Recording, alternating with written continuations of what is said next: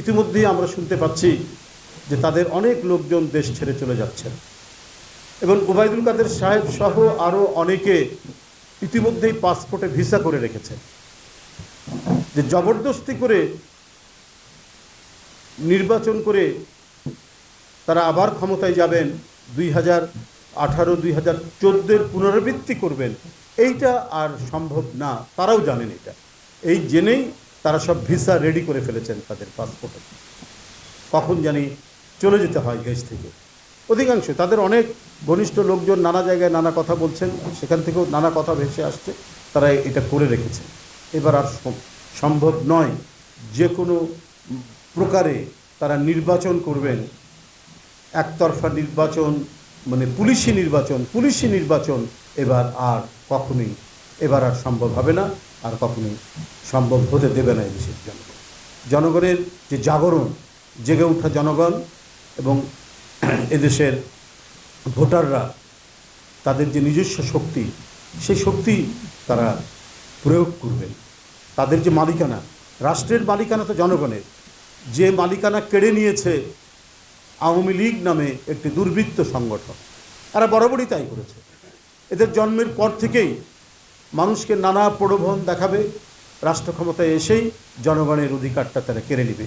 স্বাধীনতার পরেও যে অবস্থা হয়েছে, আমরা বাকশাল দেখেছি, বাকশালের সমস্ত রাজনৈতিক দলকে বন্ধ করে দেওয়া হয়েছে, খবরের কাগজ পড়া বন্ধ করে দেওয়া হয়েছে, মানুষের যে গণতান্ত্রিক যে অধিকার, সভা সমাবেশ বন্ধ করে দেওয়া হয়েছে।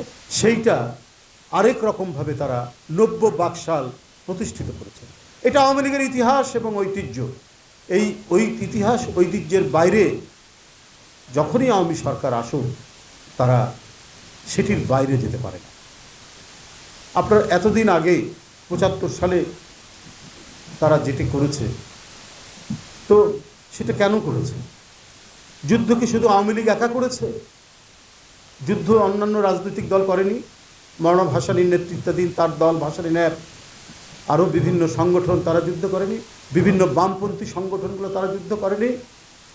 তাহলে স্বাধীনতা উত্তর, একটি দল রাজত্ব করবে কেন?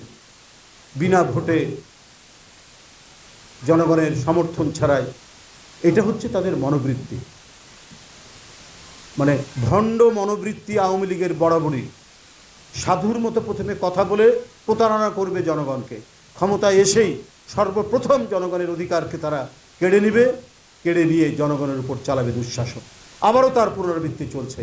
এই 2009 সাল থেকে তারা আরেকটি আন্তর্জাতিক মাস্টার প্ল্যানের মধ্যে দিয়ে ক্ষমতায় এসে চূড়ান্তভাবে তারা জনগণের অধিকার কেড়ে নিয়েছে। আজকে সুষ্ঠু ভোট, আজকে অবাধ নির্বাচন, আজকে অংশগ্রহণমূলক নির্বাচন, এটা তারা মানুষের মন থেকে ভুলিয়ে দিতে চাচ্ছে। এটা আদি যুগের কোনো একটি কাহিনী করে তুলতে চাচ্ছে, যে সুষ্ঠু ভোট বলে একটা বিষয় ছিল আদি যুগে। তারা এইরকম একটি পরিস্থিতি তৈরি করতে চাচ্ছে আওয়ামী লীগ, কিন্তু আর সম্ভব নয়।